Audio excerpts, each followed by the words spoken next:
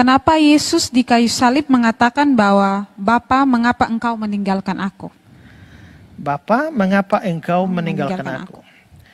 Gini, Yesus kan di atas kayu salib itu sedang memikul hukuman dosa kita. Dia adalah Allah sendiri yang mau mengganti kita orang berdosa, makanya dia datang ke dalam dunia. Nah, kita harus ingat bahwa hukuman yang diberikan kepada manusia berdosa itu adalah hukuman mati.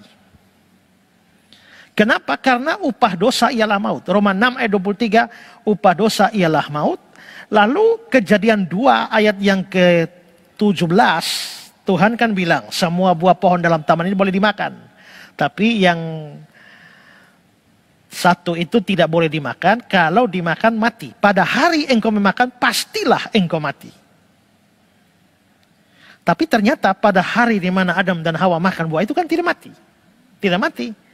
Apakah firman Allah salah? Tidak. Karena apa? Karena mati itu ada 3 macam. Mati rohani itu terpisah dari Allah. Itu namanya mati rohani. Itu kematian itu yang terjadi persis pada hari di mana Adam dan Hawa makan buah itu. Kedua adalah kematian jasmani, putus napas. Nanti akhirnya terjadi kematian jasmani. Lalu yang ketiga, kalau tidak ada solusi, menyusul kematian yang ketiga, yaitu kematian kekal di dalam neraka. Jikalau Yesus mau menebus kita, dia harus menanggung hukuman kita. Kalau dia mau menanggung hukuman kita, dia harus menanggung 3 jenis kematian ini. Dia harus mati secara rohani, dia harus mati secara jasmani, dan dia harus memikul hukuman kekal, hukuman neraka.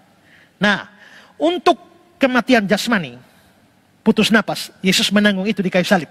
Ketika dia mengatakan, ya Bapa, ke dalam tanganmu kuserahkan nyawaku. Untuk jenis kematian neraka, dia menanggungnya. Itu muncul di dalam pengakuan iman rasuli. Disalibkan, mati, dikuburkan, turun ke dalam kerajaan maut.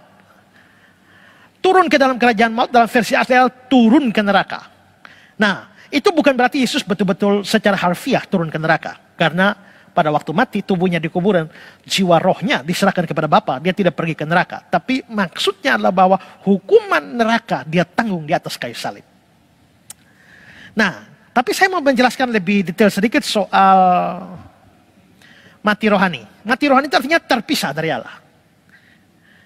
Kan di Kejadian pasal 3 setelah berbuat dosa kan Adam dan Hawa diusir. Berarti satu akibat dosa adalah manusia terpisah dari Allah. Kalau Yesus menanggung itu, maka dia juga harus mengalami perpisahan dengan Allah. Jadi mengapa Yesus harus ditinggalkan? Karena memang dia harus memikul hukuman kematian rohani, yakni perpisahan dengan Allah. Itu pertama. Kedua, ingat bahwa Yesus itu sama sekali tidak berdosa. Yesus tidak berdosa, tapi dikatakan bahwa dia itu dalam 2 Korintus 5 ayat 21. Dia yang tidak mengenal dosa, dibuatnya menjadi dosa karena kita. Tadinya sebelum di atas kayu salib, Allah Bapa melihat Yesus sebagai, inilah anakku yang kukasihi, kepadanya aku berkenan. Tapi setelah di kayu salib, pada saat dia telah dibuat menjadi dosa, Allah Bapa tidak lagi melihat Yesus sebagai anak yang dikasihi, tapi sebagai perwakilan orang berdosa yang akan menerima seluruh murka Allah. Nah, inilah yang Yesus takutkan di Getsemani yang sudah saya jelaskan tadi. Tsunami murka Allah terhadap dosa. Nah, Allah itu Allah yang suci. Tapi Yesus menjadi perwakilan orang berdosa sekarang. Seluruh dosa umat manusia sekarang ada dipikul oleh Kristus.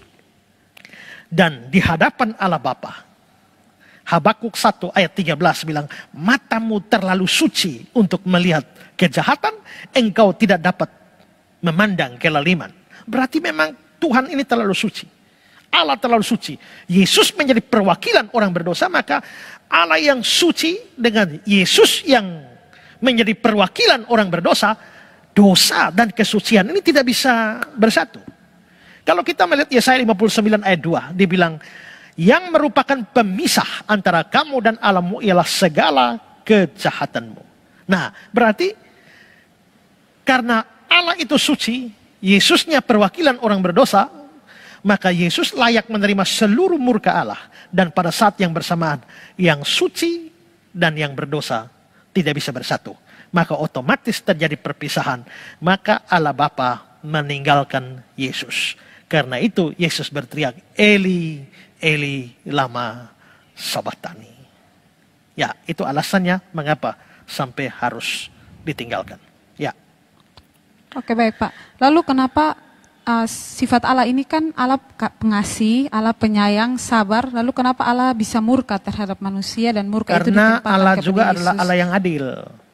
Jadi Allah mengasihi ya, tapi Allah juga adalah Allah yang adil. Kalau kita melihat misalnya di dalam Nahum pasal 1 ayat yang ketiga, ya dikatakan Tuhan itu panjang sabar, besar kuasanya, tetapi tidak sekali-kali dia membebaskan dari hukuman orang yang bersalah.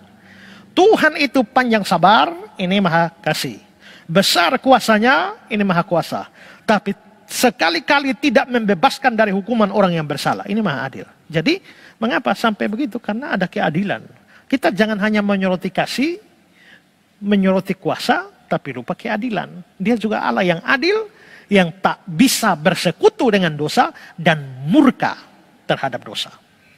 Ya.